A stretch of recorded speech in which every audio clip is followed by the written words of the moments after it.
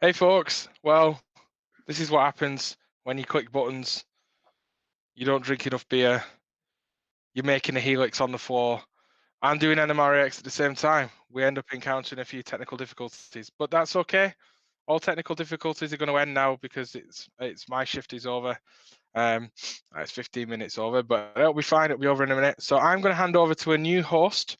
Lloyd joins us from Canada as a new NMRAx host. And Lloyd's going to take you forward for the next couple of hours. Lloyd has a fantastic layout that he's building, and he's been on and done a clinic on it before. So if you want to go back and see what Lloyd has done, go on the YouTube channel and watch it. Hopefully folks are going to get back with us here. We had like nearly 200 folk watching, and we lost everybody. The first time we lost the stream, then the second time. So I'm hoping people are going to come back. I see you all kind of finding us now. Hopefully you've not all given up and gone away to complain to anyone. Complain to me. I'm a board member. Complain to me. That's fine. I apologize. I can't control the fluctuations in the internet. But anyway, folk are coming back. So welcome, Lloyd. I'm going to hand it over to you. I'm out. Okay, thank you, Gordy. Well, welcome everybody. Good day, good evening, good morning. Our next clinician grew up in Chicago, and he's a die-hard Chicago Industrial Railroad fan. He is very knowledgeable about the city's industrial base, the massive spider web of railroad trackage, and the numerous rail yards and railroads that serve it. We welcome Rich Sieben. Hello. Well, I guess we can start. Do you have the slide up there? Speed?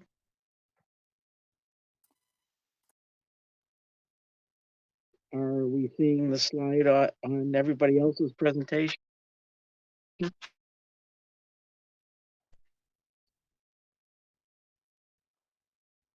Okay, so this is about the railroads that International Harvester had. Go to the next slide, please.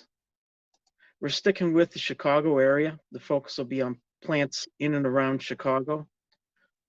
Chicago is at the southwest side of Lake Michigan. You got to know where Lake Michigan is if you don't know where Chicago is. Next slide. So plants were in Bucktown. You see Bucktown is up at the top of the screen, and Little Village areas, which is down at the lower left, you can see a little village there. Next slide, please. And they also had plants in the South Deering and Pullman areas. Pullman is at the top of this screen, and South Deering is like dead center. The area we're going to be talking about was just to the east, to the right of the Calumet River there. Next slide, please. So it starts with the McCormick's Reaper Works. In 1847, Cyrus McCormick built the harvester plant at Michigan Avenue on the north side of the Chicago River in Chicago. And at this time, you didn't have a lot of roadways or railroads, so it was important to be on the lake so they could ship via. There was so much shipping on the lake. Next slide, please. So the first Reaper was a pretty elementary affair. It's really just, you look at it, it's a horse-drawn thing. Just has a few straight chunks of steel and a little bit of machinery. It was nothing real complicated, but it really helped the farmers out, and they sold quite a bit. Next slide, please. So the red arrow shows the spot where the Reaper plant was, the first one. And if you look on the left there, you see that there's the Chicago and Galena Union Depot. So it wasn't far from the railroad. That was the first railroad in Chicago. Later became the Chicago Northwestern. But I don't believe that they actually had any railroad tracks to the harvester plant. And it wasn't harvester then, it was McCormick. But it kind of makes sense because everything went by ship for the most part. Certainly the Chicago Galena Union had some good market for them going straight west. But the majority of their market would have been the surrounding states to the central Great Lakes. Next slide, please. So this is a picture of the plant 11 years before the Chicago fire. So that would make this 1860. You can see the kind of bridges they had. They were swing bridges. So because there was so much boat traffic. And everything you see across the river there on the other side, that's the Reaper plant. It had grown from its original little thing. Next slide, please. And this picture was taken during the Great Chicago Fire of 1871. You can see there's plenty of smoke in the air. This is before the plant itself burned down. You can see a lot of people getting onto boats to try to escape the fire. Next slide, please. Now this is purported to be the aftermath of the fire. I don't see anything here that I recognize as the Reaper Works myself. I tried locating these buildings in the last picture, and it's like, I'm not sure, but that's what it's supposed to be. And they had some kind of dredges there to pull stuff up out of the river. So it may be that the whole Reaper plant is gone in this picture and there's nothing really to see. Next slide, please. So Cyrus McCormick was devastated at the loss of his plant. He had enough money to retire, but his wife insisted that he build a new plant. And the reason she did that, she didn't want her kids to become some kind of no-account rich boys that had nothing to do. She wanted the Reaper plant to continue so that the kids would have something to do, something meaningful in life. So a new plant was built along the south branch of the Chicago River on its west fork. Next slide. So this is the area. This is the west fork of the south branch of the Chicago River is on the bottom of the screen. Those red buildings are the new McCormick plant. They had plenty of trackage around there. Now the railroads had grown up enough that there was a good reason to ship by rail, but they were still, along the river there, so they could use lake shipping as well, lake and river shipping. Next slide, please. So this is a picture of the new McCormick Works. You can see in the picture, if you look closely, you can see some of this I think has to be drawn, and some of it's based on is like a photorealistic picture. You can see trains, all kinds of trains in there. There's smokestacks, emitting smoke. It was a pretty expansive plant for the day. Next slide, please. So here's another picture of the new factory after it became International Harvester. You can see the front side of it. Next slide, please. This is a picture from across the river. So this would be the south branch of the Chicago River looking across at the plant. And you see lots of rail cars there. So there was a ton of rail shipping, both inbound and outbound here. Next slide. And just to show you how many people were employed in this plant, this is at a shift change. You can see all the people coming out, heading out of the building.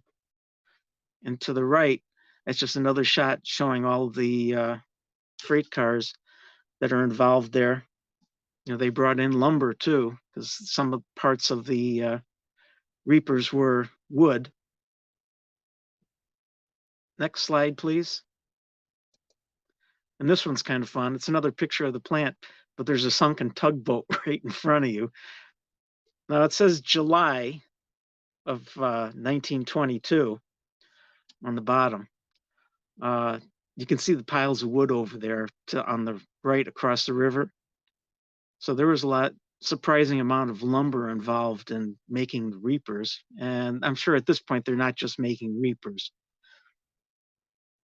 So later on, they built a tractor works as well. Next slide, please.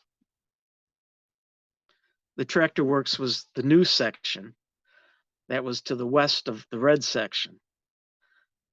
So that's the combination of the McCormick Works in red and the tractor works in blue.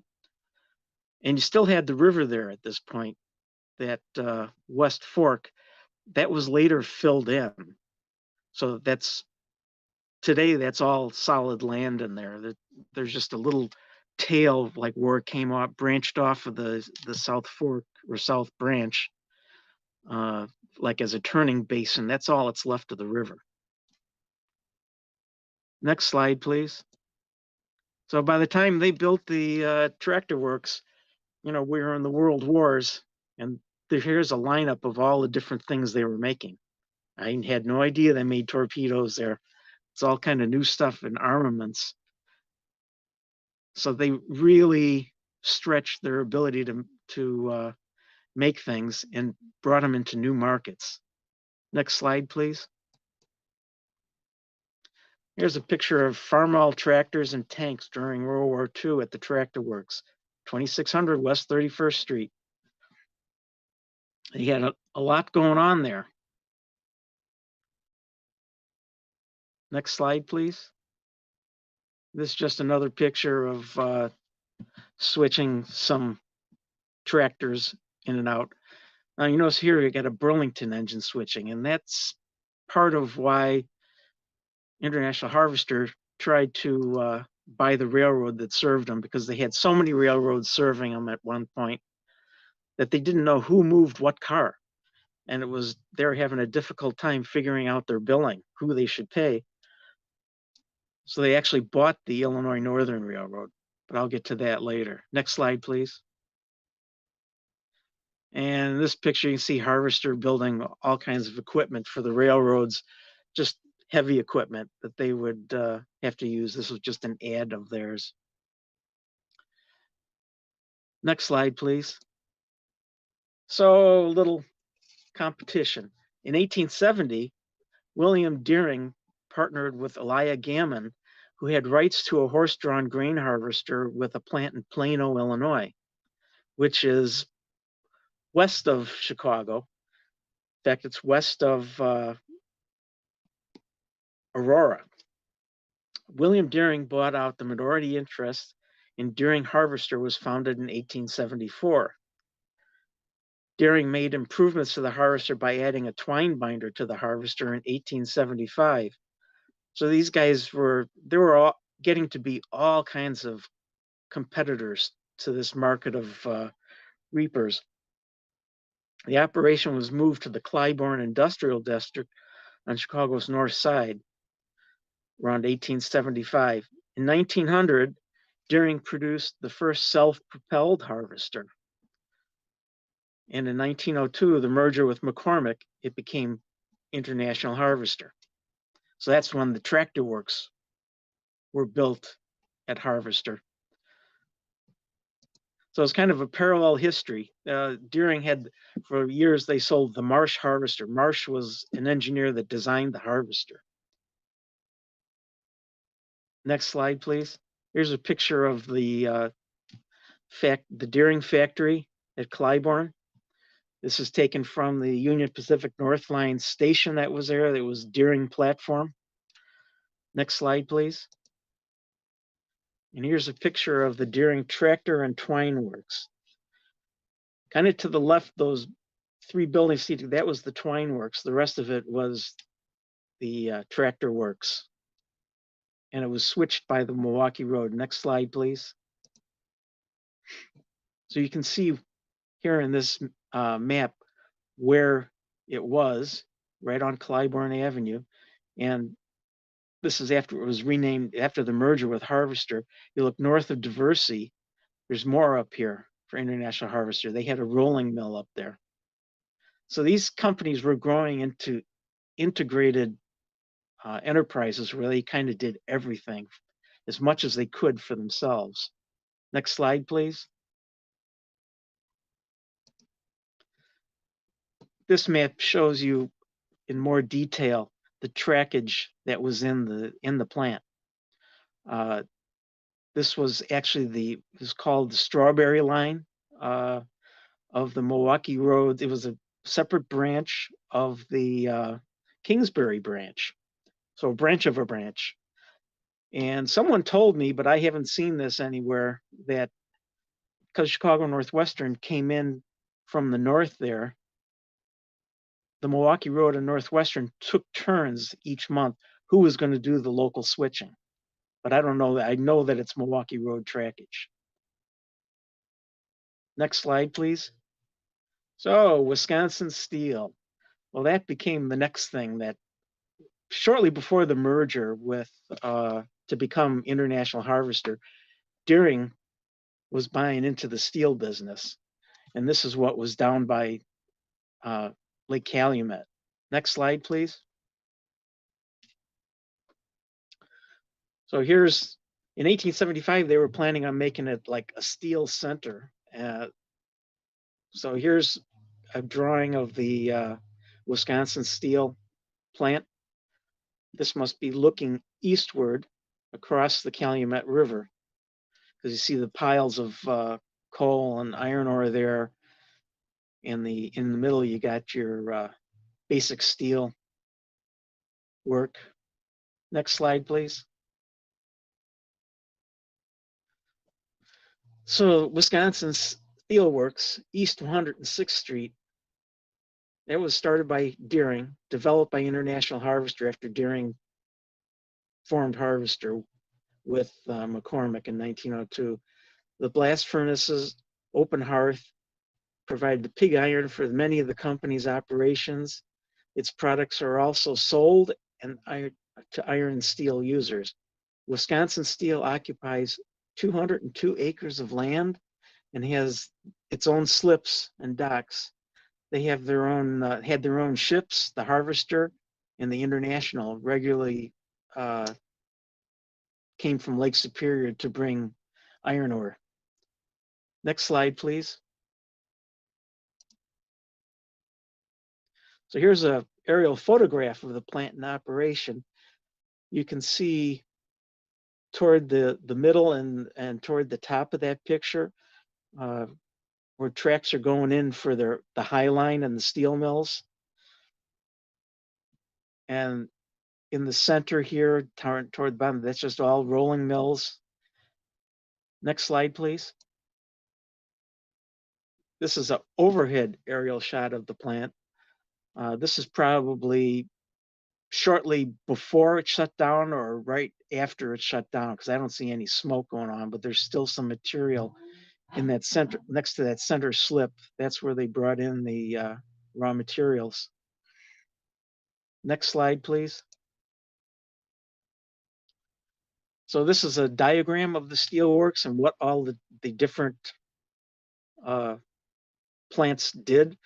They call them a merchant mill. I think that's some kind of shorthand for rolling mill, where they made stuff for other steel users. It's kind of interesting to see what was going on in all those spots. Next slide, please. That's another photo of Wisconsin Steel. You can see how it all kind of fits together. Next slide, please. And this is one of their boats. I never imagined that. I had no idea this was going on, that there was a boat with an International Harvester logo on it. Next slide, please. So this is where they're unloading at Wisconsin Steel. It's kind of hard to tell with this picture, but it's it almost looks like a postcard. Next slide, please. So this is a picture looking down the Highline tracks. It's all up on a trestle. You can see something working down there at the far end. That's pretty interesting stuff to model, the big furnace. Next slide, please. Here's a shot from the water on the Calumet River. You can see some EJ&E gondola cars in there, probably hauling out tube stock or something. Next slide, please. And Harvester had their own switchers. Now, I don't know for sure if this was at Wisconsin Steel or if this was at their plant in Toronto. Next slide, please. Because here's the next slide has, see, this is their Hamilton, Canada plant. There's a little Alco switcher. So maybe they couldn't own a railroad in the United States anymore, but I don't think it stopped them from doing it in Canada. Next slide, please.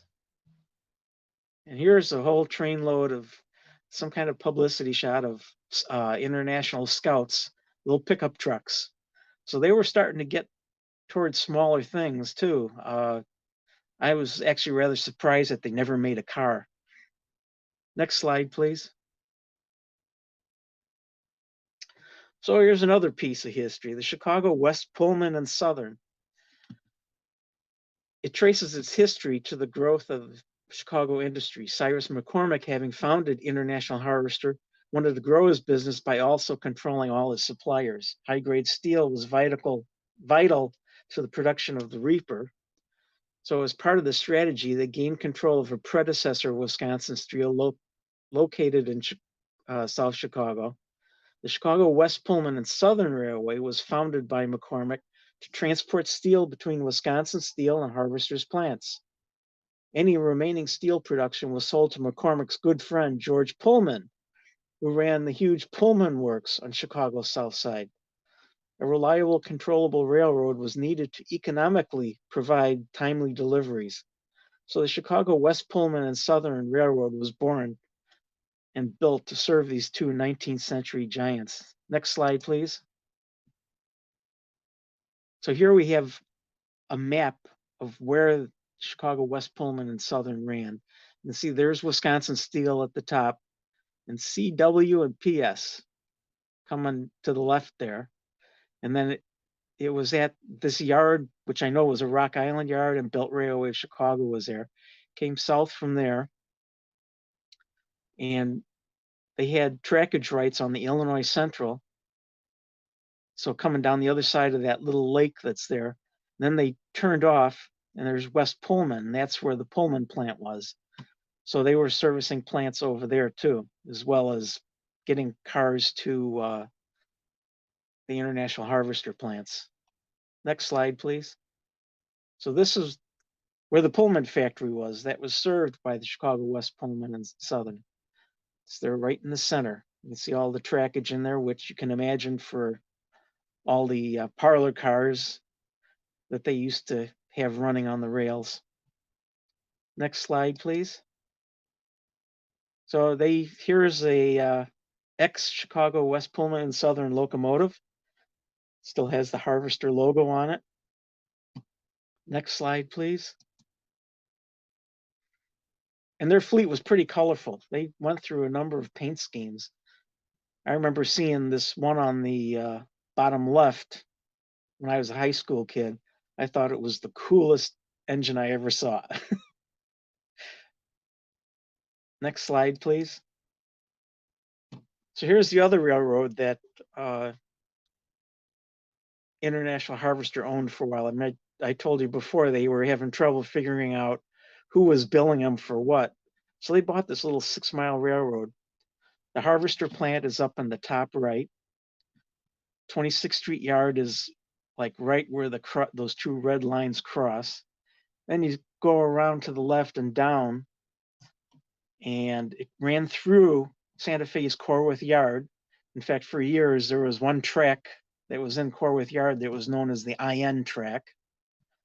And they actually terminated down here at the bottom on the Grand Trunk, Elsden Yard. So they used Grand Trunk's yard, and that's where they probably picked up a lot of cars and went on their way. Next slide. And it was a busy little railroad. It was built by a predecessor of the Santa Fe. The Santa Fe needed a route into Chicago, but was prevented by the city council. They didn't want another railroad downtown. So the IN used Santa Fe's entrance to Chicago, terminating at 26th and Western Avenue. That's where the McCormick plant was. The IN was only 6 miles long and interchanged with 20 railroads. International Harvester was the largest shipper on the line, along with about 30 other manufacturers. Harvester had trouble confirming which of the 6 railroads that were around their plant had performed switching, so that's why they purchased Illinois Northern. And they gave themselves preferential freight rates. The ICC ruled that was an illegal practice and forced Harvester to sell the railroad. Santa Fe took ownership again, and at its peak, the Illinois Northern provided the Santa Fe 10,000 carloads a month from this little 6-mile railroad. That's pretty amazing. Next slide, please. So this is what the steam era power looked like on the Illinois Northern, little 060s. And they never really had all that money, so it's amazing that they produced that kind of carload revenue with just maybe a half dozen steam locomotives. Next slide, please. And in the diesel era, they had little S2s, and again, they had about 6 of them. Next slide, at 26 and Western was the McCormick Freight House. They had 4 tracks running in there. Freight house business, that was like your UPS of the day.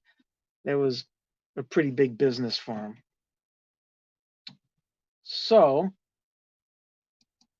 if you have any questions, I will also show you my version of the Illinois Northern. You want me to show? Should I go to that, guys? Might as well. Okay. Yeah, might as well.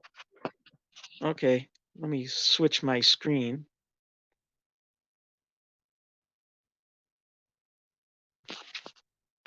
Switch camera. All right, trying to get it to switch sides here.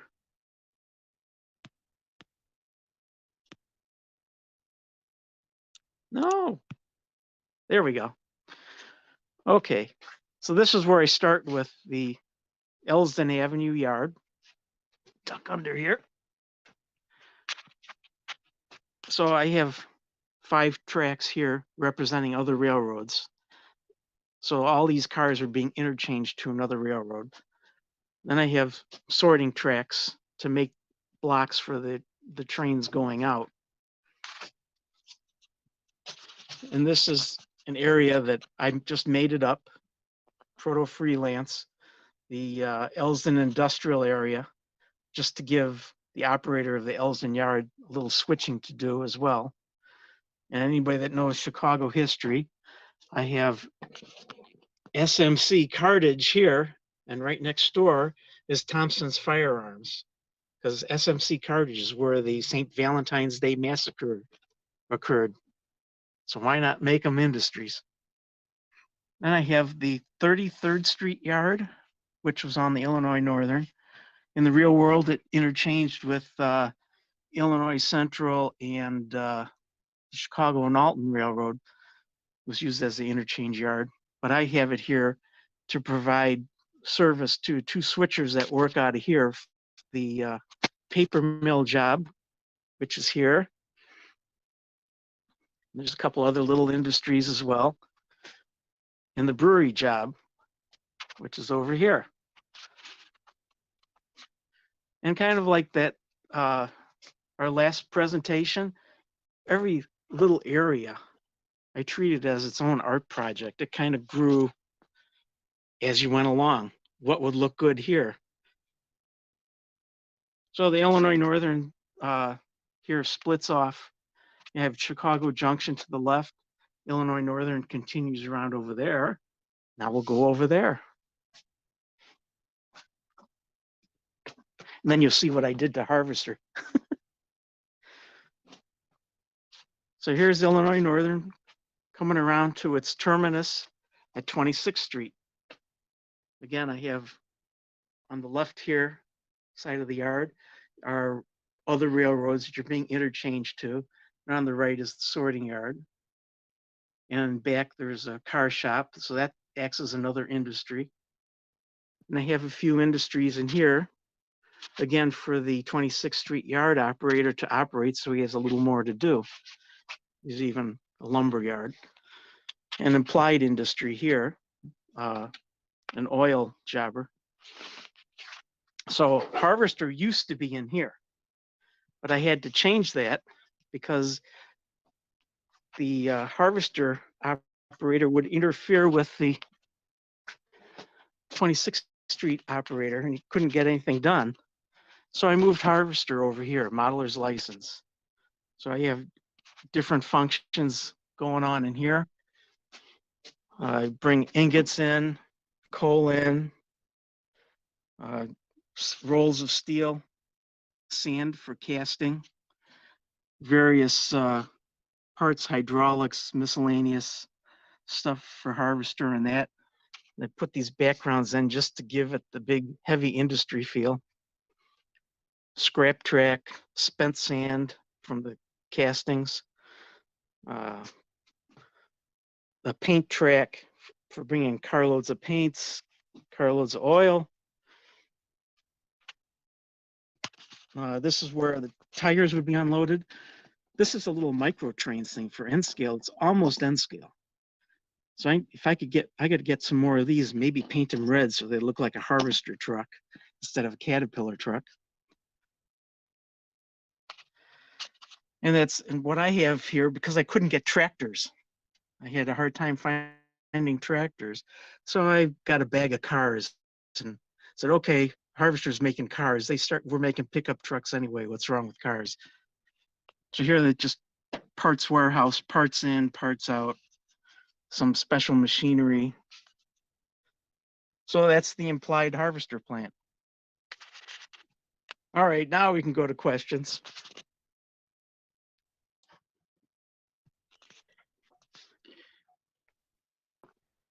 Okay, thanks. Just a quick question. I'm not into operations right now, but just by looking at what you have, you must have a hell of a lot of operations going on that layout. Oh yeah, there's 118 industries, 9 yards, 700 cars, and I could describe my car card system here. Let me flip the camera again. Come on, flip. Why is it not flipping?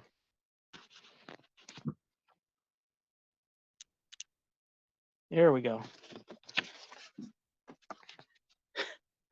Here's one of my car cards. I put a picture of the car on, and I have different colored areas in my layout for different switch jobs. And every time a car lands somewhere, you put in, I use whole hours. If we have enough operators, we use a real-time clock.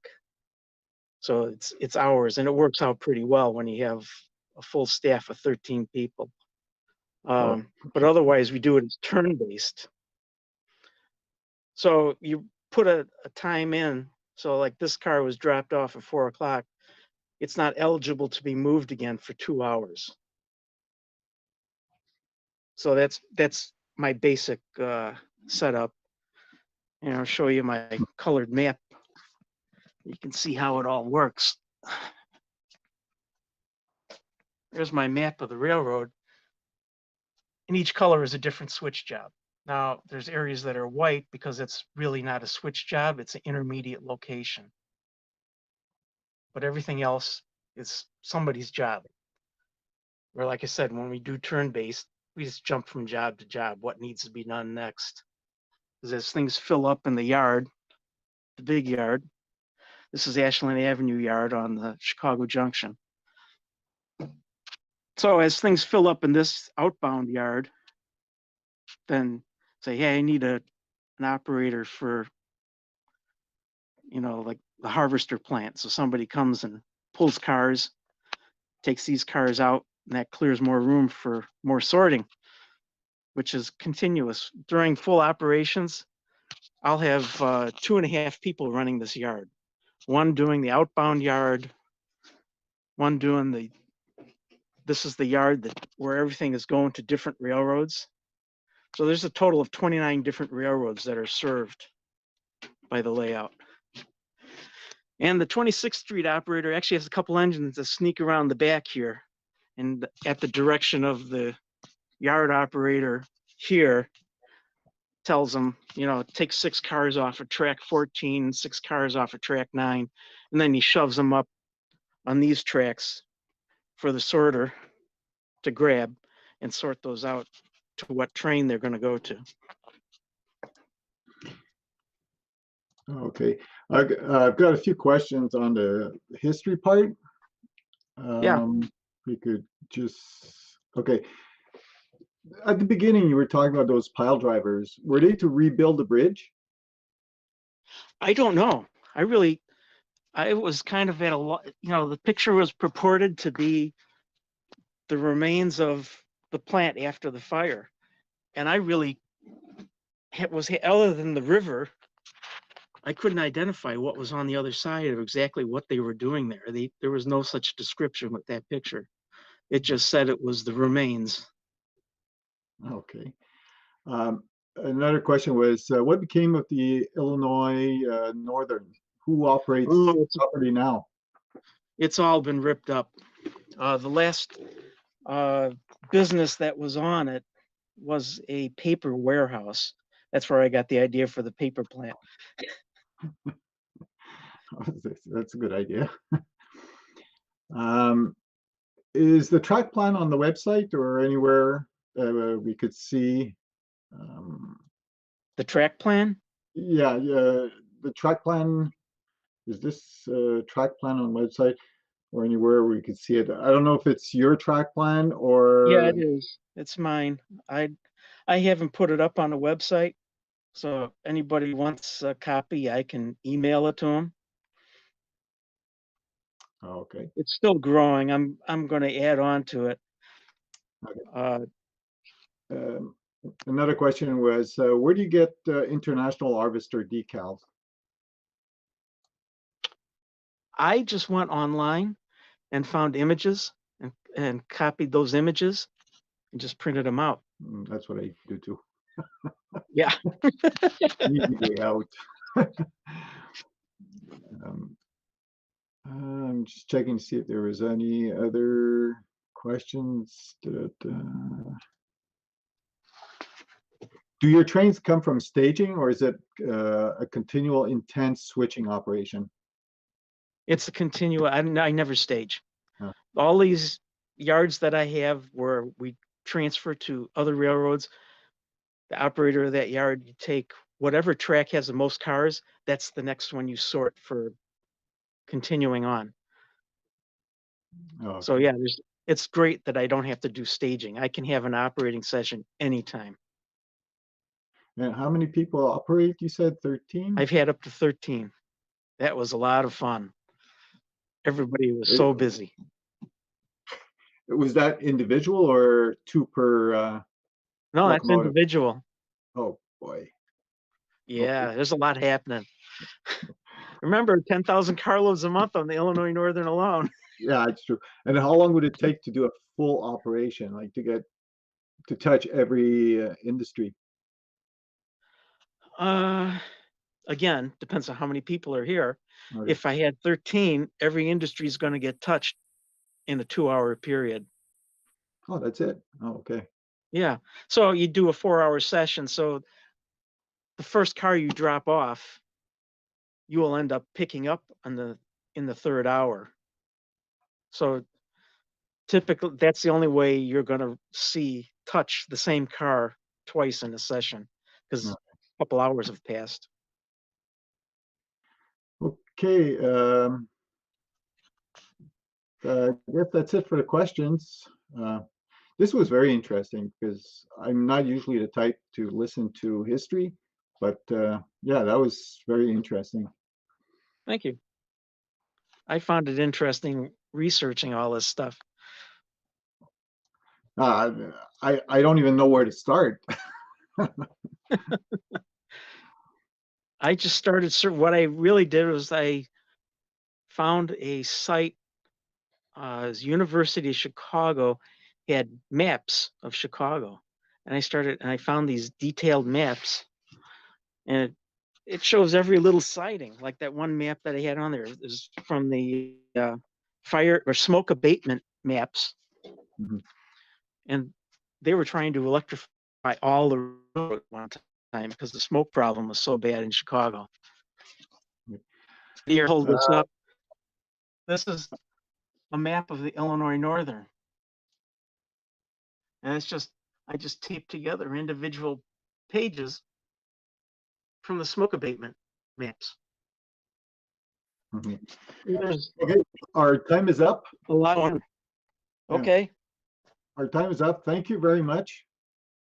And I'll send it back to, I think it's Speed, right? Okay. Bye. Bye.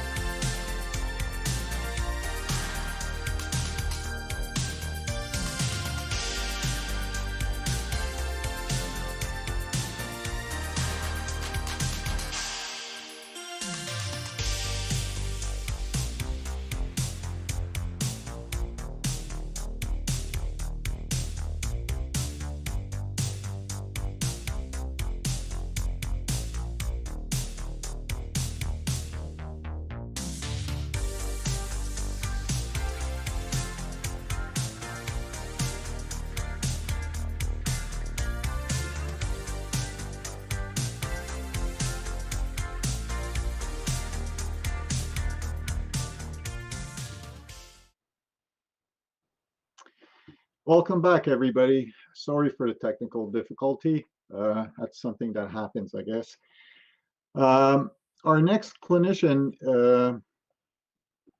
is from Marshfield, I think it's Massachusetts, driving a small Land Rover, never rode a motorcycle, but for excitement has been up Mount Washington by foot once.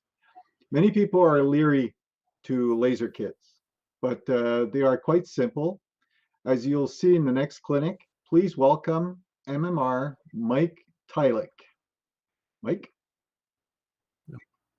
Hello, thank you for coming to listen. I'm sorry for the technical delays. I've had projector bulbs break. I've even dropped the carousel slides on the floor. So this is nothing new, but let's go to the next slide. And it says, hey gang, next slide, please. This works out well with transitions, and one more select slide, and let's build a laser kit. Now I can start talking. And what I would like to say first is that this was built originally as a infomercial for bar mills, but what I'm talking about is pretty universal to all laser kits. They're all very much the same. By and large, they're all excellent. So without much further ado, by the way, this is a church in Leicester, Massachusetts, and I have ridden on a motorcycle. I never owned one. I missed the window to buy one in college and fix it in my kitchen. But that being said, let's go to the next slide and start talking about laser kits. Okay, working with laser kits. This is pretty self-evident, but I pretty much have to just kind of go through it quickly. One of the nice things about laser kits is that the parts fit perfectly. They're computer drawn, tolerances are thousandths of an inch, instructions tend to be simple. One thing that's nice is it's wood construction, which is an advantage if you're building models that are seen closely or weathered, and it gives you a nice scratch built look. And they are easier to weather than styrene, even though there are people who do a wonderful job humoring styrene. Now, some of the disadvantages are is that the glue is slow drying. You have to use Elmer's glue, tacky glues. It doesn't stick like the styrene cement immediately, and you must paint parts. But that's not really a disadvantage because I believe no matter what you're building the model of, you should paint everything. Can we go to the next slide, please? And a great introduction to laser kits are these little board fences. The boards are laser cut, you glue some strips, and you have an old time fence. Now, these old time fences are no longer there. I tried to find one once for a picture. I looked all over the place, and now they're all plastic. Maybe we should build styrene fences instead. But next slide, please. Signs. Nice little tip because I try to work in some tips here as well as just saying you can build a laser kit. One of the one nice trick is you take the signs and put a couple on the fence. You sand down the back so they thin out a little. My friend says that he thinks it helps the glue adhere and breaks the surface up more than the thinning. But you glue them on, and then you slit with a razor blade, and it looks like they're on the fence. But the nice trick is you put a couple on and you weather the fence a little. You put a couple more on and you weather the fence a little more, and you keep repeating that. And signs, some slides are older, some signs are newer, and it gives them a feeling of being pasted on in different times.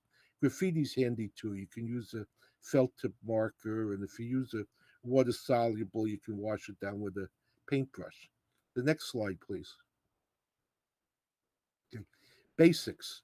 Now, this is good advice, I think, in everything, especially in love, especially in life, is whatever you're going to undertake for the first time, keep it simple. Something I'm learning with these electronic meetings. Keep it simple. But basic kits are good because they're simple to do. You can build them in an evening or two. Any techniques you're going to learn from this, you'll just do more of in a larger kit. And everyone, I don't care how large or small your railroad is, can use small structures. Next slide, please. Tools. You don't need a lot of tools for these laser kits. And what brings to mind is I used to take these on trips. I'd have to go visit my in laws and I'd get a little shoebox to put stuff in so I could work on it. And Aside from painting, I'm not including paints, but you only need some spring clothespins. These are reversed. You can see how I reversed them. It's an old trick. You probably don't need the ruler, but I feel better with it. You probably don't need the scissors, but I like cutting things with scissors. You will need some paintbrushes and some sort of a hobby knife, and that's about all you really need. They do not require a lot of tools, and pretty much everything you have in the kit is there. Next slide, please. Glue. More people have had more arguments about the best glue to use. I've always used the plain old white Elmer's glue wall just because it was available in the house.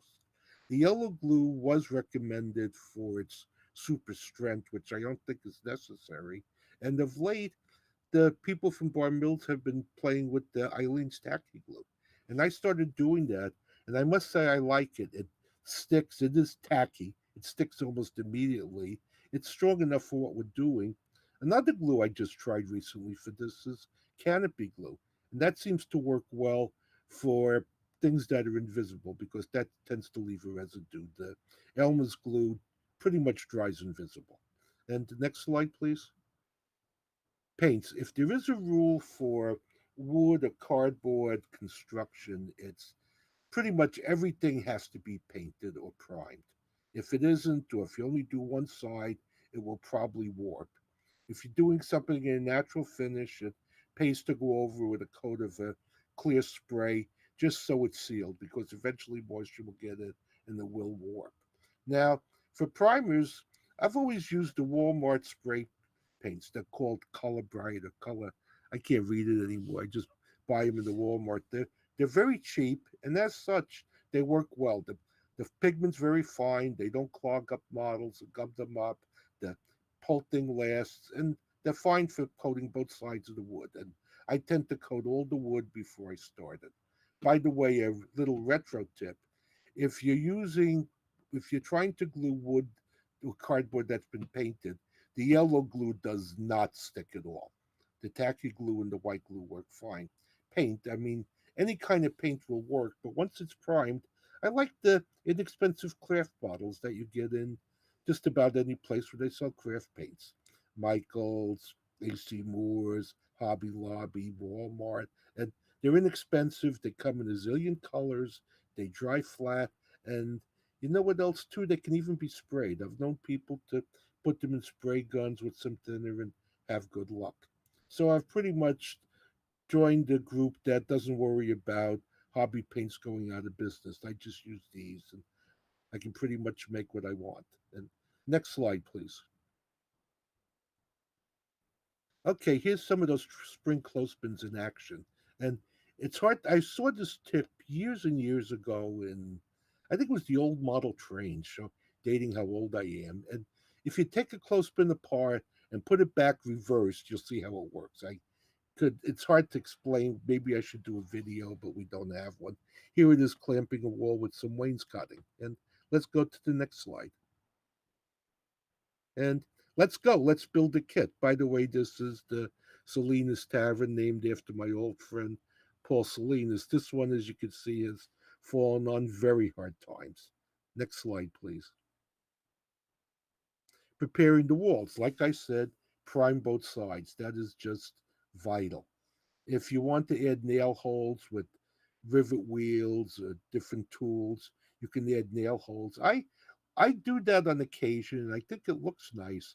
But I call that a modeler's pretension. At least in New England, you just do not see that. You just do not see nails bleeding through wood. Because everything is painted. Anything that isn't painted up in the north isn't going to last very long. You can lift boards up if you want, put a chisel blade underneath, pick them up, but do all your painting and weathering ahead of time. One easy thing to do is take some sandpaper, steel wool, and just rub across the surface, and it takes a little bit off the boards. But it's easier to do all of that first. Next slide, please. Dry brush. Dry brushing is handy for painting. And sometimes you could just take the primer and put progressive coats of dry brush on until it looks like they're painted. I did that up on the top there with some outside walls. And the inner walls here with blue tape. I put a wainscoting in on the outside. I painted the bottom. It's like, I don't know what they call that, but many buildings have like a lower part that's darker for dirt. I painted that like that, and I did the same thing with the inside on the back side. Now, while you're painting the front side, it's worth painting the back side too. It gives you a little bit of interior detail. And next slide, please. Windows. Now, laser kits vary. Some come with the plastic windows made by Tichy. I believe Grant is being reissued again, and those windows are excellent, but I prefer the built up windows. They take a little more work, which is good because you get to spend a little more time, but I think they have several advantages. It becomes very easy to paint the window sash and the window frame different colors, which is more common in real life than you think, at least on houses and residences. Another thing is it's easy to take the parts and leave some windows open. One of my favorite things about the laser cut windows is they have that little bit of a handmade appearance. They're not as perfect as the plastic windows. Things are a little crooked, a little bit out of alignment. It gives the model a scratch built and a handmade quality, sort of like you would get when you bought a hand thrown pot that's the circle's a little irregular, or a blown glass piece where it's a little lopsided. Just even the good craftsmen, there are imperfections. And the imperfections, I think, make them delightful for people. Next slide, please. Freight doors. The doors are pretty much done the same way, built up piece by piece. And the same thing, doing multicolored trims is easily. There's the trim, there's the piece, there's the outside frame. You can glaze them, you can paint them different colors. And it's easier to put the doors and windows, do everything again before you start putting the walls together. May I have the next slide, please? Brace the walls. Some kits give you bracing, some kits don't give you bracing. If they don't give you bracing, make sure you make some bracing or get some bracing. I make mine by with the Micromark saw. I bought a Micromark table saw years ago. Valuable tool, by the way, miniature table saw. And I buy wood from, I think it's Midwest Models. They sell blanks in different thicknesses from like a 32nd to a half inch, and I just cut my own bracing, and I cut it as I needed. I can custom up sizes. I glue it on the back. I use my spring clothespins to hold it, and it it's impossible to brace it too much. At some point, you're wasting your time, but if in doubt, put an extra brace on. Always put some in the corners. You can see the way the wood's warping. If it's still warping, it means you need a little stronger or maybe a doubled up brace. But let's go to the next slide. And window treatments. A good time to do all this while you're putting your walls together is what the decorators call window treatments. For us, that's basically just bits of paper for window shades, bits of ribbon for curtains, maybe little photographs, just things inside the window so it looks like something's there. By the way, one of the easiest and least expensive details you can add to any model structure is to put some window shades and curtains inside the windows. Takes almost no time at all, costs nothing, but all of a sudden the model looks super detailed. Next slide, please. And here's some close-ups showing some window treatments inside, just made from junk. And let's go to the next slide.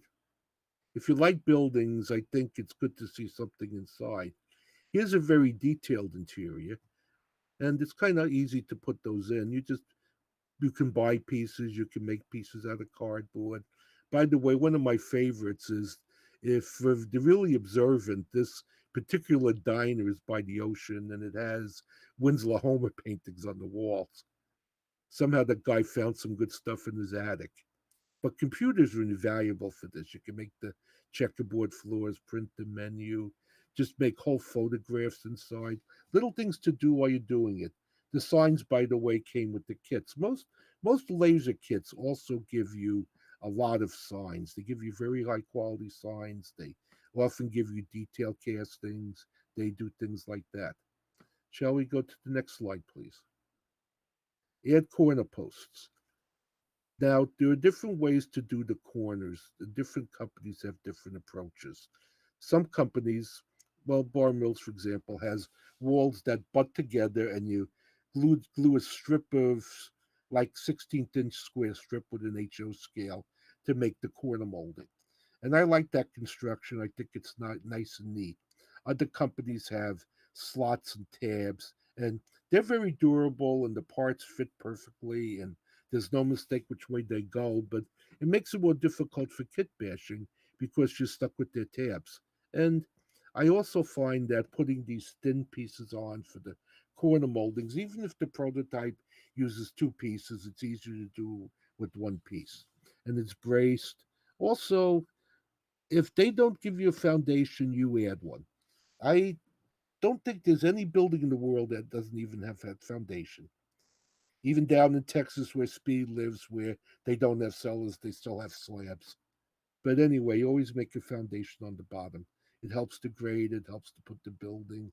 Some kits give them, most kits do not give you foundations. Next slide, please. Of course, what else would I do but Tyler tools? But there's the finished building that I showed you what to build, and let's move on to the next slide. Roofing. Now, there are many different types of roofing for these kits.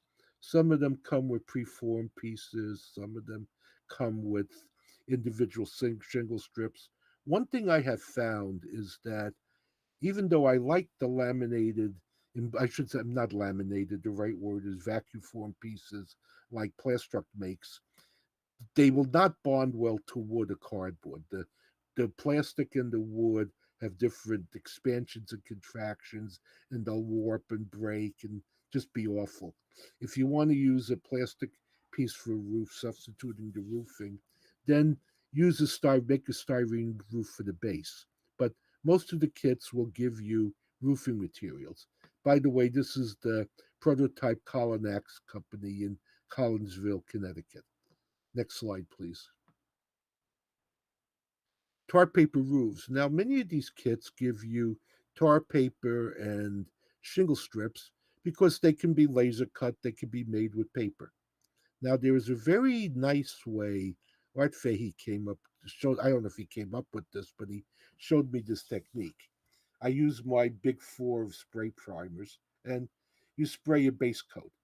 Then you take the other colors and you put little spritz on them just to make like little dots, little discolorations, and do that. You could do it. Another way to do that is if you remember when you were a kid, you took the toothbrush and you splattered paint.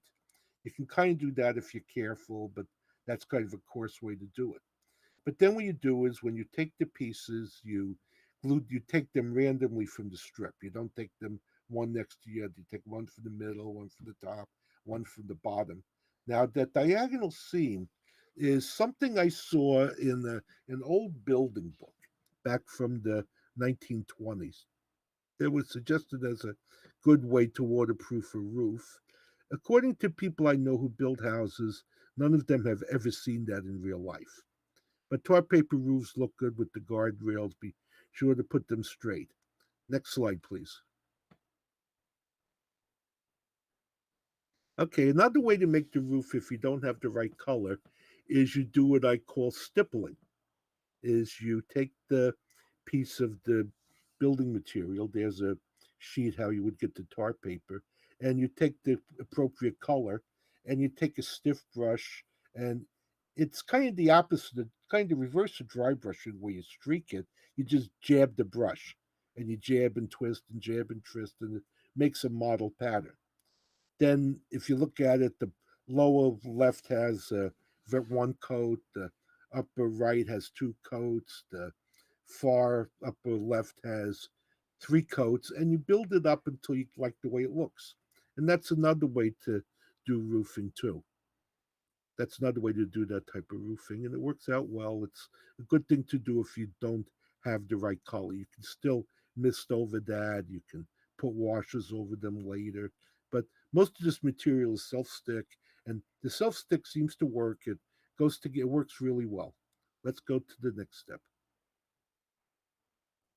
Here's some other tar paper roofing. Now, one thing I'll do is, you notice I have a couple of red pieces there.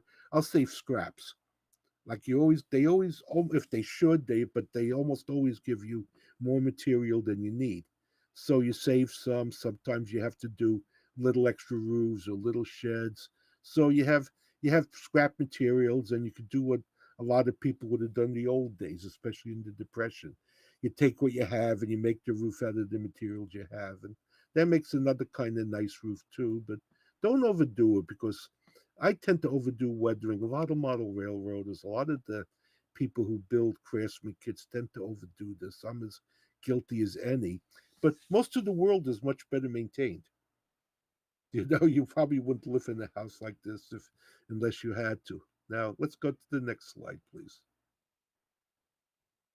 Shingle roofs are pretty much done the same way. Another technique that I've seen is, rather than just doing the sprays, is you take magic markers or paintbrushes and you streak kind of perpendicular to the shingle strip, and get a number of get discolorations that way too. Now these tend to get pretty ratty, as you can see when you're gluing from one to the other, but it makes a nice uneven shingle, much more interesting roof than it kind of deserves for just passing them randomly. And next slide, please. Now, one thing, metal roofs. Now, metal roofs, I guess you could do that with cardboard if you prime it, put a little gloss on it, and you could do that, but styrene works better. You can use a scriber or score it, and you can make a standing seam roof. Corrugated roofs work too. There's some very nice corrugated material made by Northeastern, which is made from what they call laser project board. And that takes paint beautifully. It doesn't crinkle and show chips like the old aluminum siding used to do. But anyway, a nice technique with this is you take the chalks. These are basically all base chalks. They're made by a number of different model railroad companies. They can be used for eyeshadow. Barbara Hoblet once showed us how she went to Walmart and bought cheap eyeshadow and used that for weathering all sorts of buildings. It's really the same products. One thing I use a lot is I buy the chalk for chalk dust. You could buy a bottle of that for $1 or two, and it's a lifetime supply for you and all your friends. But a nice technique with that is, after you apply it, you spray it heavily with dull coat, and it mixes with the oil and kind of washes it down and kind of drains it and makes it run. You can do the same thing with oils too. You can use linseed oil. Failing that, you can use baby oil. I imagine you could use olive oil, but I haven't done that. I'm afraid that might I'm afraid that might draw insects. But anyway, let's go to the next slide. And gravel roofs. Gravel roofs, they still are quite common. Now they have membranes on them. And for the gravel, you take the roof and always paint the roof a dark color. If you were to do this on a white car, no matter how careful you were, you'd see white coming through. I don't care if you put 15 coats on it, you'd still see it. But the best thing to do is you take some white glue, you kind of mix it up like sort of like a white tar, you make it kind of runny and watery, you put it on, you dump gravel on it. Now, the gravel I use tends to be a combination of sand. I use like fine sand. You can get sand anywhere, get it from the road, sift it out to get the real fine stuff. I get real beach sand from the Atlantic Ocean, though, since I lived there. By the way, where I do live is Marshfield, Massachusetts. It's just 10 miles north of Plymouth, where the Pilgrims landed many, many years ago. But mix that with some fine cinders like Campbell cinders, or Woodland Scenic cinders, and it makes like a gravel, and sprinkle it on. And just dump a lot on, dump it off, dump a lot on, dump a lot off. When I'm done, I'll get an eyedropper and I'll put a little water to mix it, and leave it overnight, and it's never coming off. If you have the signs and vents, and in this case, what they call a swamp cooler on it, those will be on there forever. So it makes a nice permanent seal. May I have the next slide, please? And clean and prime castings. This is a trip that I paint in place. This is a technique that every time I give this clinic, and I've given this several times, I say I'm going to do this, and I never have. And then I'm going to go back tomorrow and never do it again. But the trick is, the tip with this is that you take pieces like those little oil drums and just prime them and glue them in place on the layout or on the diorama. Then while they're on the layout, you paint them where they are. And that has several advantages. The parts have a nice little handle. You only paint what you see. Sometimes you spend all this time making these little bands and little colors, and nobody sees them because they're too far away. But if you just paint them in place, you might be able to paint them very quickly and very easily. And by the way, when you get all these kits with these castings, there is no rule that says the castings have to be used with that kit. Castings can be used anywhere in the railroad. You can trade them with your friends. You can get plenty of them, and junk piles in garages are a natural. But anyway, that's a little tip that I should try myself. You know what they say: do what I say, don't do as I do. But let's go to the next slide. Please do that for me. And kit bashing. Kit bashing is probably just as possible with wood kits, with laser cut kits. I call them laser kits. They're really properly should be called laser cut kits. They're they're not made on a laser. They're pieces of wood that are cut with the laser cutting tool. But it's simple enough to take. In this case, it's a kit where the two buildings are in an L shape rather than line, with a little shed from another kit added. And it's easy enough to kit bash these. You could, for example, you could take one of those sheds and cut it a little smaller. You could probably make it twice as long if you had a couple. It's really no different than any other material. It's just, and wood's kind of fun to work with. It's kind of a natural material. I think it's a great break to build something out of wood every once in a while, build something out of styrene every once in a while, build something out of metal. Just doing building from different things makes it more fun. And bit by bit you learn a little more about each. And let's go to the next slide. The one kit. This is something I favored. I hate to say much about this here because it's endorsing a product, but it's actually a modular wood kit. If you look carefully at the left, the pieces of clapboard siding have what I call knockouts on the back. The windows and doors are half cut, and by half cutting them, you can cut through and make an incredible number of configurations of doors and windows. You can do your own scratch building. In some ways, it's easier than scratch building because the wood pieces almost draw the plans for you. It seems to be very simple to do this. The parts are also accurately cut, and you get doors and windows with them. They do not supply roofing, and I I've used the one kit a lot. I've had fun with it. I know other people have used it. A lot of a lot of people I know, I should say a lot, but some people I know keep them around just when they have to add a little wing on a building or something like that. But let's go to the next slide, please. And here's a couple of buildings done with the one kit. These are lumber yards. One day I was traveling through Narrowsburg, New York, and I saw the greatest lumber yard in the world. I like lumber yards, and I fell in love with this one. And I try to build these buildings from memory. But these are example of what you can do with the one kit. Next slide, please. Another one. This was built for the Clark Dunham Studios. This shows the one kit brought to its logical extreme. You can build really big things out of it too. But let's continue. I don't want to sound like I'm pimping for a kit. Not a building. It's possible to build prototype buildings from the one kit. This is a Jarish paper box companies in North Adams, Massachusetts. I imagine it's still there. We go to the next slide, please. And Luna Park. Luna Park, for those of you who are trivia buffs, was one of the three great amusement parks in Coney Island years ago. The second one was Steeplechase, and for the life of me, I can't remember the name of the third one. But like all amusement parks, they burned down, and this is my version of Luna Park. It's actually a little beach scene. but this was all everything in this was built for the one kid. If it shows up, it still shows up. It shows occasionally when Bar Mills has a table. But let's go to the next slide. Leftovers. One nice thing with the laser kits, with different kits, is you have leftovers.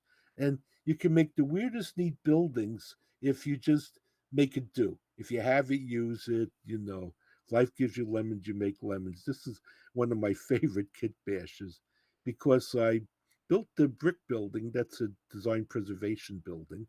Oh yes, you can mix wood and styrene. There's nothing against the law about making a brick building and sticking a wood annex on it or things like that. That happens in real life. I've seen people do clinics about mill oddities. Brighton Whiten did a number of those, and I guess my conclusion of is if you could think of it, it's been done somewhere in real life. But now, what I did was where the wood is, I ran out of plastic.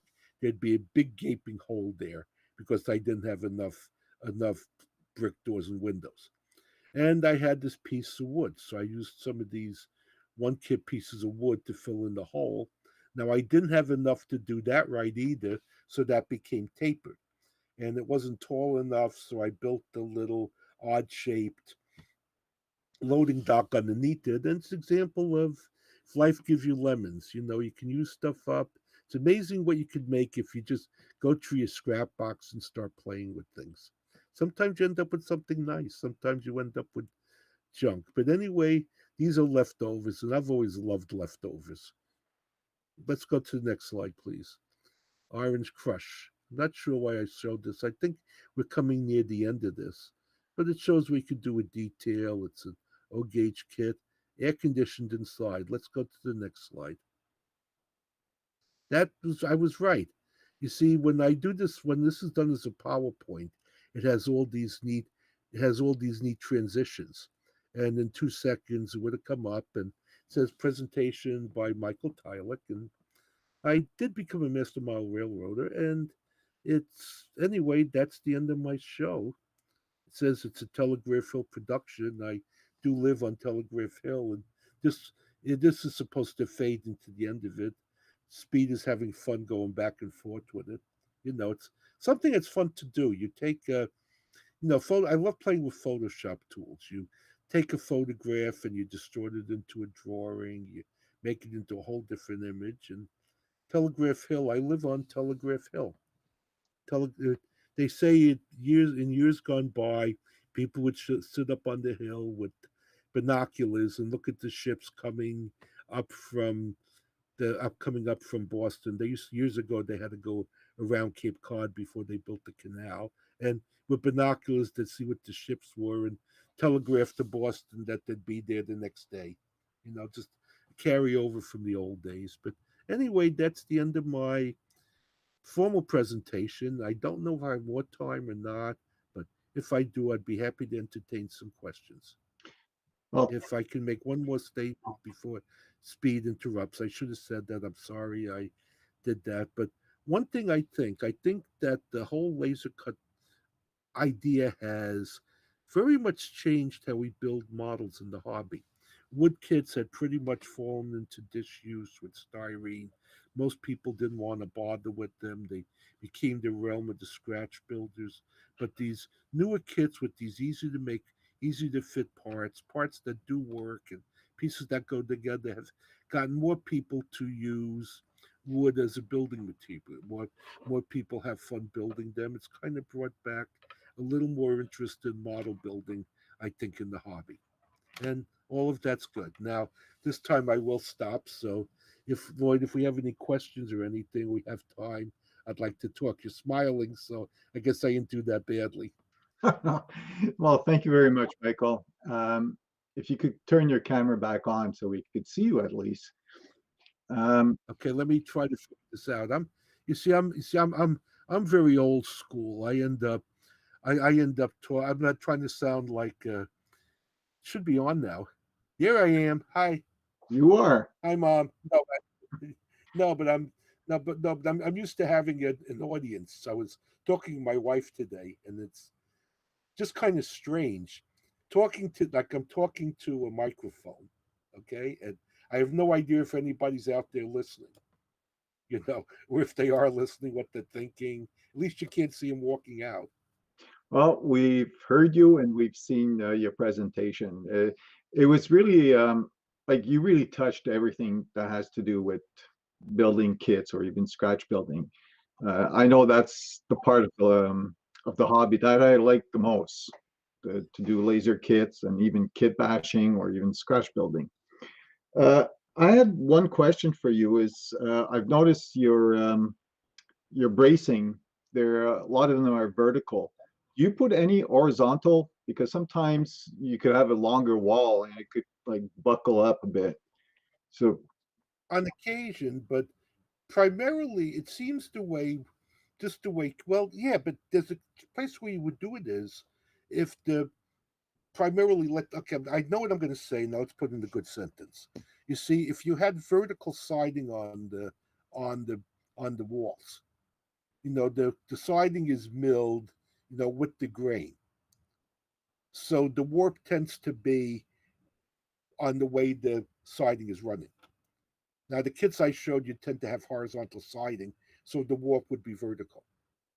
Occasionally, a thing does warp, and you put braces on the other side, and it reminds you of this thing. Sometimes you use like these heavy weights, like these heavy metal weights to hold them down, and you put books on them. Reminds you of this thing I saw. It was on a cruise ship where they were fitting the cabins into the ship, and the worker was adjusting the fit with a sledgehammer. Sometimes it's like that with bracing. It's almost like you're hitting him with a miniature sledgehammer. yeah, which brings me to a point where all those buildings that you've built, is that all on your layout or? Well, Um, many of them were built for other people. Some were built for friends. Some were built for me. You know, they've been built for a lot of different places. I have an O gauge layout now. There are a couple of the kits that are there are on the O gauge layout. mhm. This some of these go back quite a number of years. Okay. And I noticed you spoke a lot about the acrylic paints, or do you use stains for your wood? Well, if you thin it out, it's a stain. I would think that, well, for example, I have, and I'm not really sure. I mean, I should know this, but now I know when I painted my house years ago, back before the days of vinyl siding, that you would use a stain, but the stain was opaque.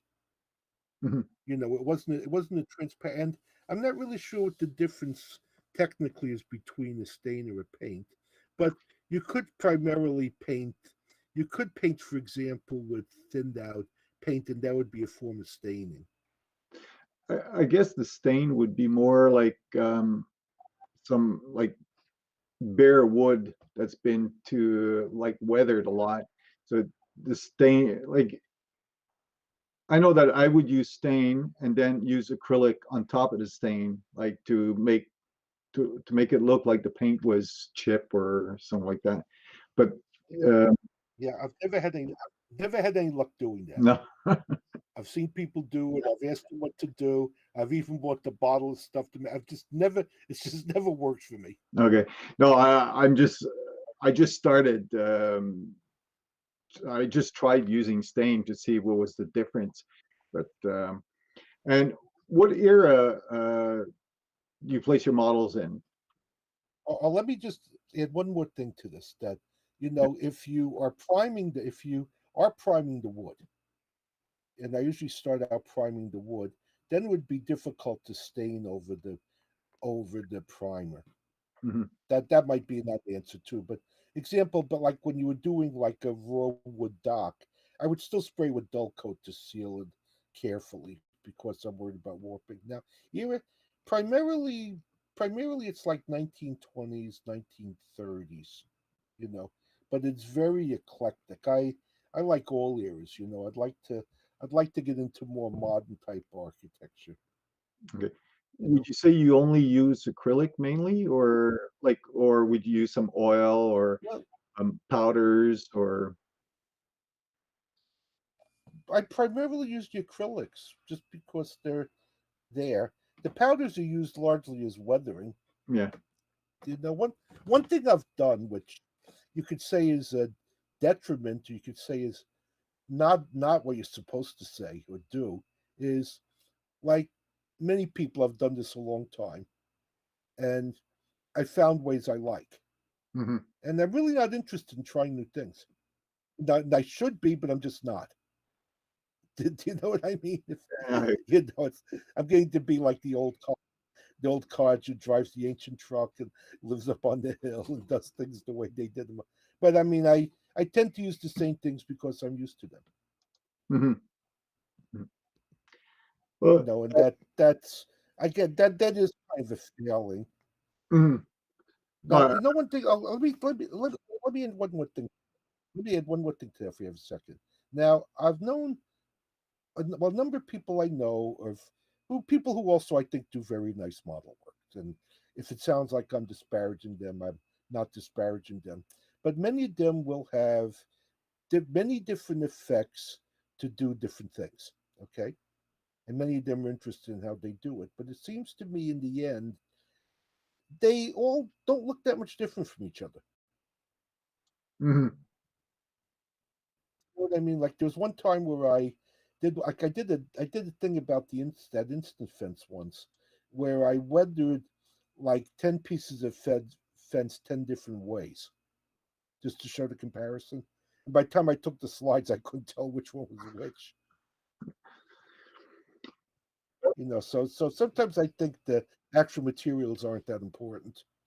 Yeah, as long as you get the effect that you want to get, right? Well, part of it is maybe my background. I was an elementary art teacher, so you use stuff little kids use. You know, and then they get used to the stuff little kids use, and you know, stuff little kids use isn't that much different than the stuff big kids use. You know. Mhm. Well, that's it for the questions. I don't have any more questions. Thank you for your presentation. It was Thank you, and I'm sorry for the delays. it It's happened nice talking with you. when I you know. have guys like Speed and all those guys. They can take care of it. I know what I love about them. They remind me of when I'm watching these like Star Trek movies where the spaceship's exploding and they're just there calm as can be, you know, taking care of things.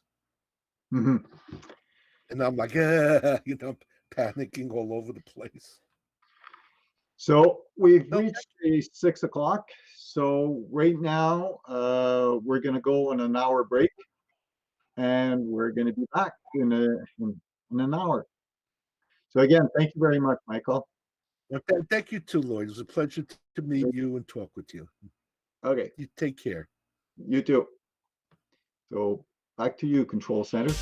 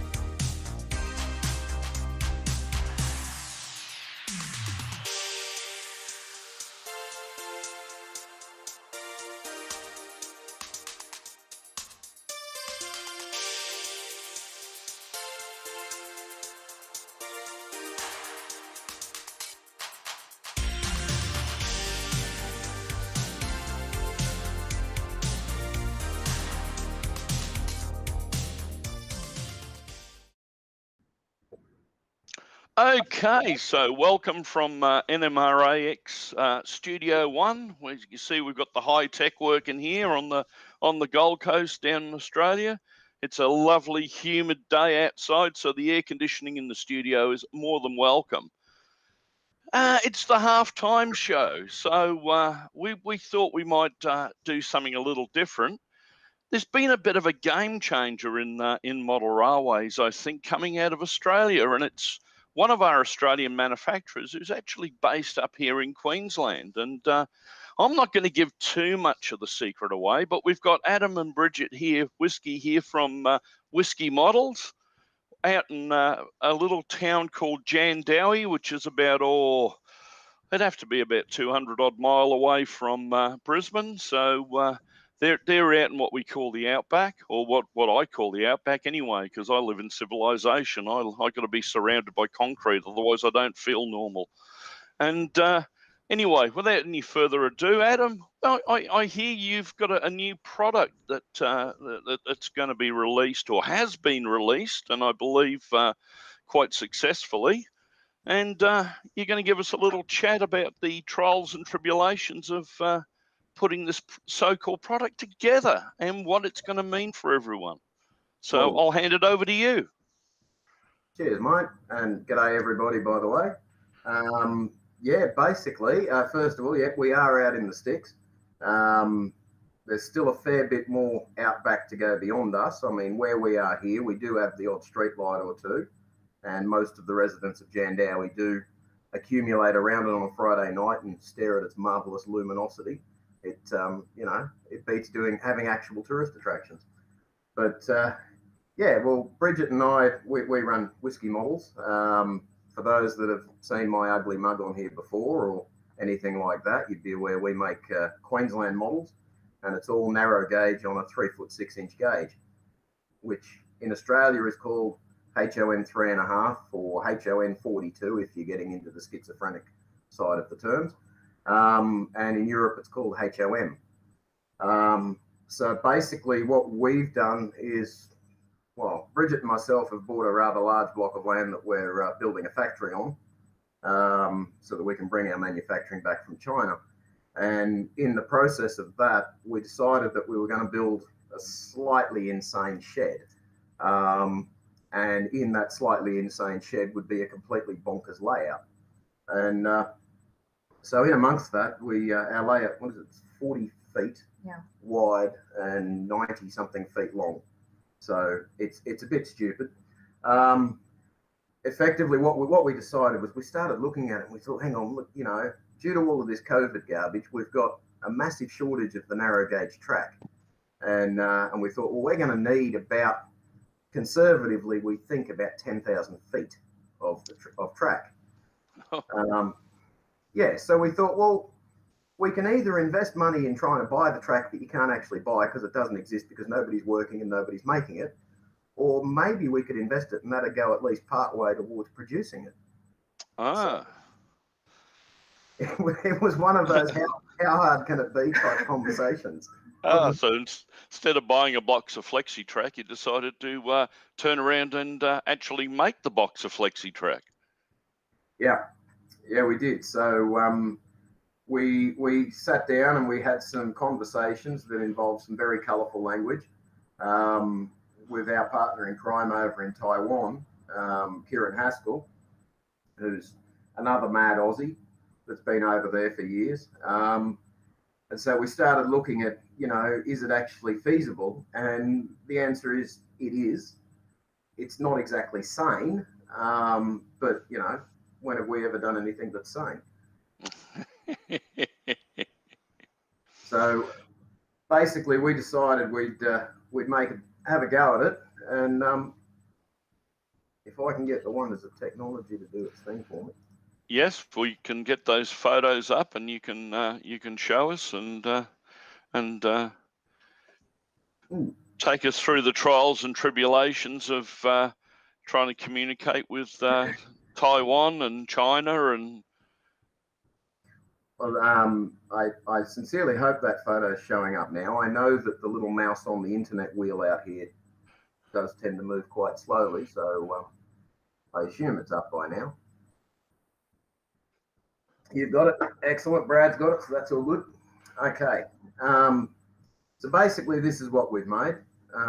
It's a standard 3-foot length of fine scale flex track. Now, the idea was pretty simple because we figured, you know, that'll just be a standard 2-piece mold, which, yep, in theory, that is correct. That is very correct. In practice, it's a little different. So initially, we were looking at buying rail, which is what most manufacturers of track around the world do. There's only about 6 or 7 companies that actually make their own track, their own rail, sorry. Okay. There's plenty of companies that make track, but only a handful that actually make rail. So we spoke to a few companies, and the biggest problem for us is because, you know, we're not Pico, we're not Atlas, we're not Walters or anything like that. The sheer volume that we're going to make is nowhere near what these guys do. So, Okay.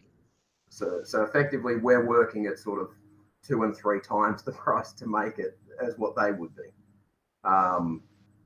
So buying an existing rail was not really an option. So we had to sort of look at, can we make it? So this is the mold for the sleeper base, or the ties as you call them in the States, being produced. So if you can see the guy on the right hand side of the screen there, that'll give you an idea of how big the mold is. So that's Okay. one side of it. Okay, so that's what, for half a length of flex track, or is that a full length? That's a full length in 2 halves. In 2 halves, okay. So if you look at the center, you'll see that there's a stripe running down it. That's the sprue. Okay. Okay, and then that's got gates running at every single tie over to the sleepers, and then the holes in it, that's the ejection pins, so that we can get it out of the mold. Okay. So now that was actually modified multiple times after this. So yeah, Kieran sort of really came into his own with doing that, because the amount of reworking that had to be done just to get it out of the mold quickly, easily, and without distortion was quite inventive. But yeah, so but that gives you an idea of the size of the molds. So all up, this would be about probably around about 800 pounds is the weight of this thing once it's made. Okay. So So it weighs a little more than a fast track's jig. If you drop it on your toe, I'm not going to lie, you're probably going to notice it. So, yeah. So the next step was to start looking at rails, and so we went with NMRA standards and everything else, which is it's a fantastic website for finding stuff. And we had an extrusion tool made, which, me being me, and Bridget's quite the same in that we both sort of get quite enthusiastic about machinery. So it's sort of the idea of, you know, we all make model trains and all that. That's wonderful, you know, when you're tinkering around with these delicate bits of plastic. But you know, when you're actually pushing molten metal through hardened steel and all of that, that's sort of, yeah, that's getting up there a bit, isn't it? So so we did that, and the end of it was that, you know, we ended up with a couple of bits of rail. So if I remember correctly, the first batch of rail was enough to make 16,000. 16,000. Yeah, 16,000 lengths of flex track. 16,000. Yeah. So rightio, and you know, when we were discussing it, so this is how it arrived at Kieran's place in Taiwan. So that's just a big roll. So what actually happened was, you know, when you're talking with this, you're talking in how many kilos or pounds and all the rest of that, and there is a very big disconnect between your brain and how far this stuff actually goes. Yeah. So if you're playing along at home, pull a piece of rail out of your flex track and just see how much you reckon it weighs, and it's a lot less than you think. So now I understand when you were getting this rail made that you had a bit of a problem trying to get the term nickel silver across to the manufacturers?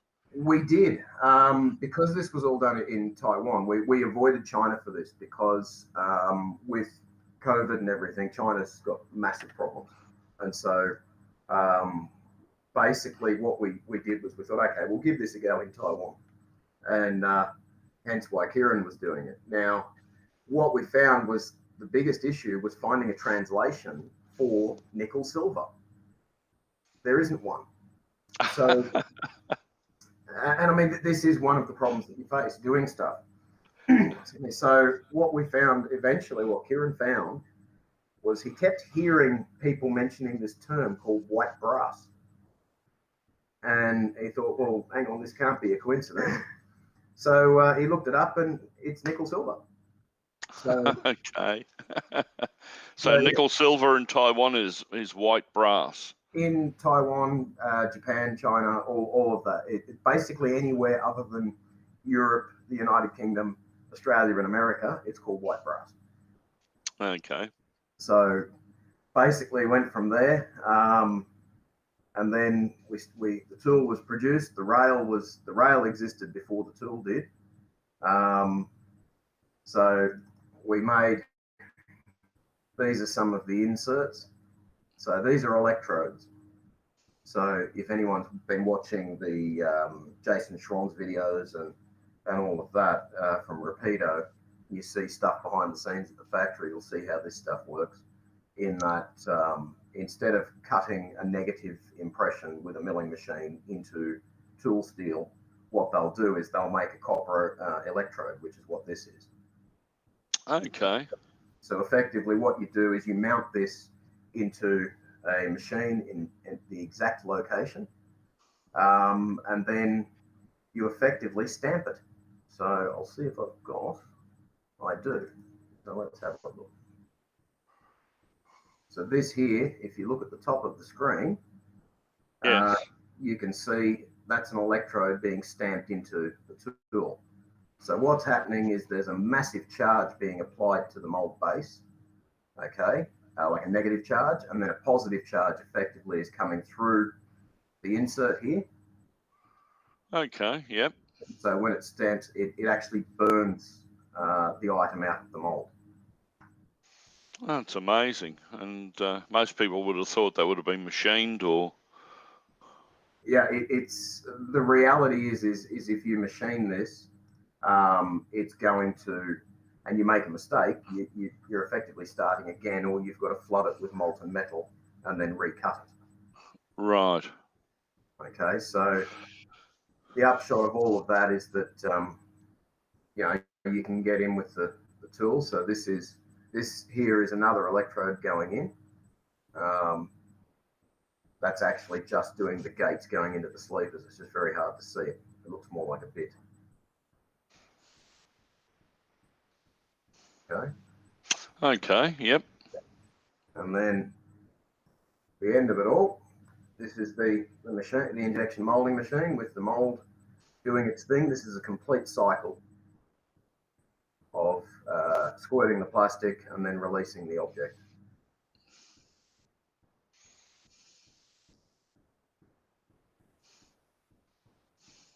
So it takes about 27 seconds. Okay. And then the sprues get thrown in there. And I guess the sprues can be melted down and reused again, or? They can, but not by us. Okay. Basically, what happens is that they can be reused. You can use up to sort of 15–20% recycled ABS or PP or whatever the plastic is you're using in a product, but it is restrictive with certain fine objects like, you know, handrails, sleepers, things like that. It won't get into all the cavities. Well, I'd say that's a bit of a game changer. It's quite interesting seeing the manufacturing process of the molding and the making of the dyes. That's quite amazing. You can understand why it takes so much to produce a model or the likes these days with all that engineering. Well, effectively, I mean, we started out in the beginning of September 2020 is when we said to Kieran, bugger it, let's just do this. And it's, well, we just released it, what, 2 days ago? 2 days ago, yeah. Yeah. So that's what have we taken? Just 3 months we've taken to do it, just under 3 months from start to finish. So we think that's not too bad. No, that's pretty good considering the manufacturing processes in another country and all the design work's been done here and the likes. And it's lucky that Kieran's on the ground, I guess, over in Taiwan that can take the reins to drive the product home. Well, also the fact that we actually had no idea what we were doing, but that's normal. Yeah, well, that stands for instance with any whiskey model, doesn't it? I mean, you know, Exactly. that's the whole thing about it. Well, I reckon that's going to be a game changer in the hobby because I understand it's not only the fact that you're going to be making track, but for people in Australia at the moment, they'll probably be able to get some rail as well. So Right. if they were making certain track work with a certain overseas brand manufactured set of points or whatever, they could probably get their rail locally now, couldn't they? That's it. And with any, I mean, look, everything we've always done has been set up so that we can do it. It's available and it's at the same price, thereabouts, as what you can get elsewhere. So hopefully we'll be competitive on price with it, which basically just means that Bridget and I just need to hold more of it here. And when I say more, I mean stupid amounts of it. But you know, so if we can do that, then, and it just makes life a bit easier for modelers in general, then we're laughing. I mean, we've worked it out. What do we need for our layout? How many turnouts do we need? Was it 400 or something we were looking at? It was just, it's there's too many zeros on that number. So you're going to have to put in trap a bunch of people with fast tracks jigs there to sit down and have a fast track sweatshop, putting out points. Basically, we were thinking about having our own little set of points sweatshop, which would be interesting. But you know, it's a case of we'll give it a go. We'll see what happens. But if we can do it and the products are out there and if people like them, then even better.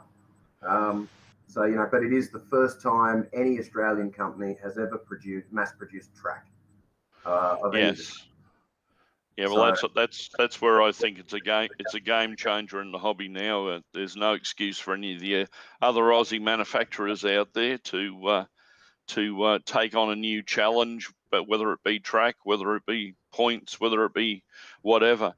But yeah, you certainly knocked the ball out of the park, I'd say. And we've got just to rub it in to all our poor friends that are in lockdown.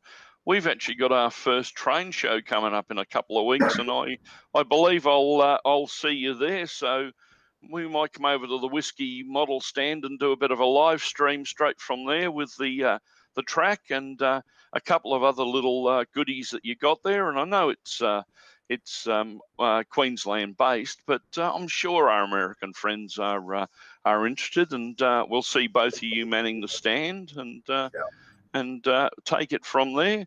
But Bridget, I always in the hobby, this is mainly a male-dominated hobby, and you know, I see your involvement, you know, is not just in the background. I mean, you're out there on the storefront talking about all the models and the likes to different people, and that. What's your perspective of the hobby in Australia from the female point of view?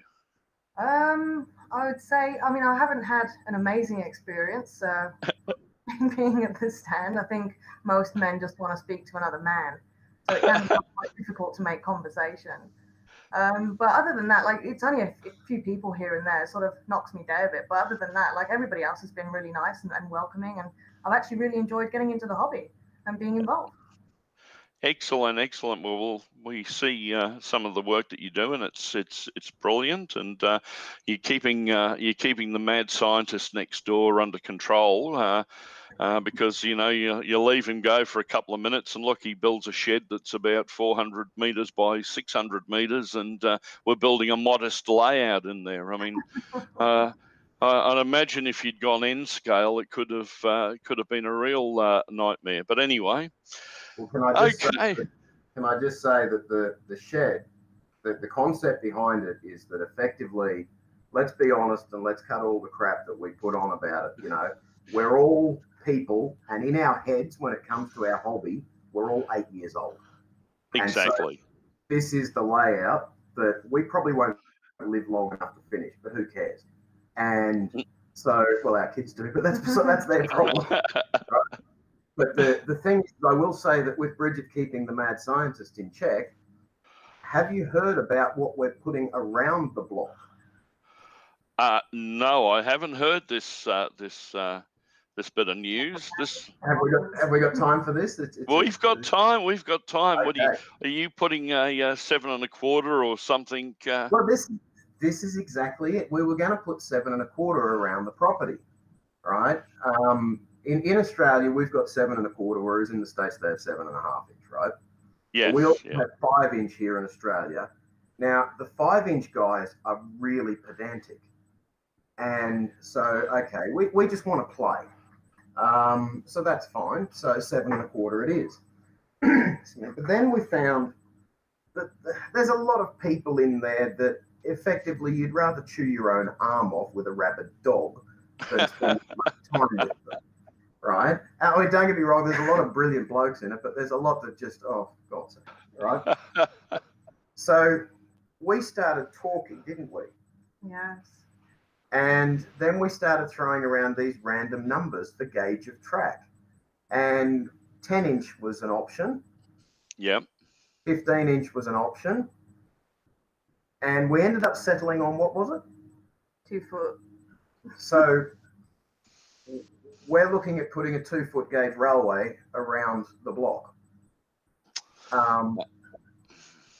Because let's be honest, who doesn't want a model train that you have to climb into? Exactly. I mean, look, I've been over in the States and seen a couple of places up in Portland. One guy in particular, his name eludes me at the moment, but yeah, it was about a half an hour ride around his property on his 7 1/4. So I look forward to seeing that. And you got any plans on? I guess it's going to be Queensland-based rolling stock. Well, effectively, it's just something that we want, and this was actually Bridget's idea. Okay, so what are we going with, Bridget? Are we going with Queensland or are we going with anything? Queensland at the moment, I think.